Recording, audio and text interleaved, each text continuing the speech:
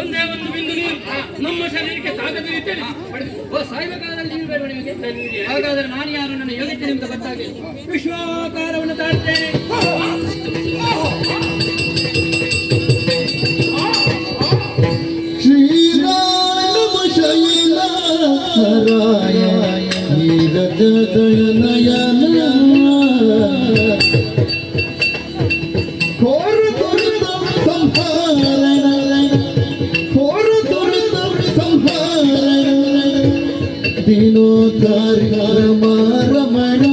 ನಾರಾಯಣ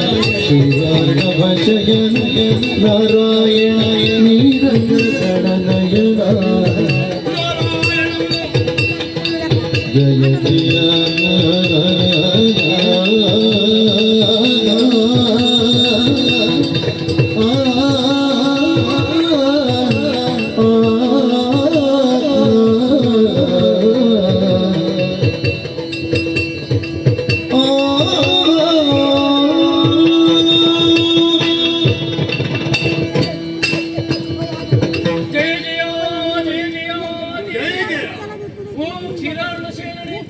ನಾರಾಯಣನೇ ನೀರಜ ದಳನಯನನೇ ಘೋರ ದುರಿತವನ್ನು ಪರಿಹರಿಸುವವನೇ ಓ ಶ್ರೀಹರಿ.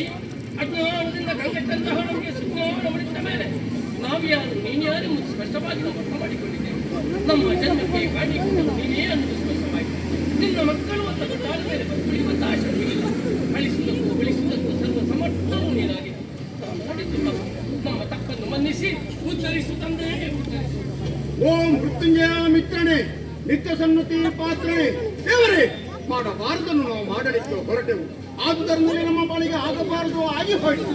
ಅಜ್ಞಾನದ ಅಂಧಕಾರದಲ್ಲಿ ಮುಳುಗಿದಂತ ನಮಗೆ ಸುಜ್ಞಾನದ ದಿವ್ಯ ಜೀವಿಗೆಯನ್ನು ನೀಡಿದಂತಹ ವಿಪುನಿ ಎಂಬುದಾಗಿ ನಾವು ಅರ್ಥವಿಸಿಕೊಂಡೆವು.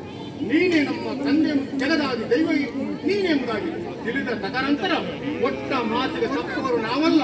ನಮ್ಮಿ ತಲೆ ಕತ್ತರಿಸಿ ಮೋಕ್ಷ ಪದವಿ ಅನುಗ್ರಹಿಸಿದಂತೆ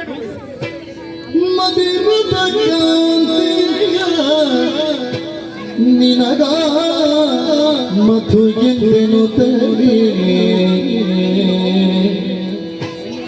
ಮತ್ತದೆ ಕಠಿಣ ಕರ್ಕಶನಾದ ನೀನೇ ಕೈತಪ್ಪನೆನುತ ಮುದದಿ ಹೆಸರಿಸಿ ಅಂದರಿಂದರಿ ನಿಮ್ಮಿಷ್ಟದಂತೆ ನಡೆಸುವೆನೆಂದ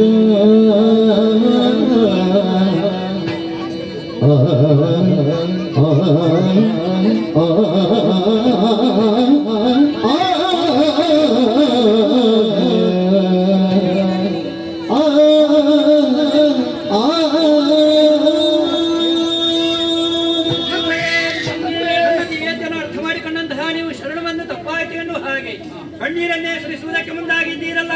ತಿಳಿಯದೆ ಮಾಡಿದ ಅಪರಾಧ ಪ್ರಮಾದವೇ ಸರಿ. ಮುಕ್ತ ಮನಸ್ಸಿನಿಂದಲೇ ನಿಮ್ಮಿಬ್ಬರನ್ನು ನಾನು ಕ್ಷಮಿಸಿದ್ದೀನಿ. ಹಾಗೆಂದು ಅನ್ಯರು ಎನ್ನುವ ಹಾಗೆ ಭಾವಿಸಿಕೊಳ್ಬೇಡಿ.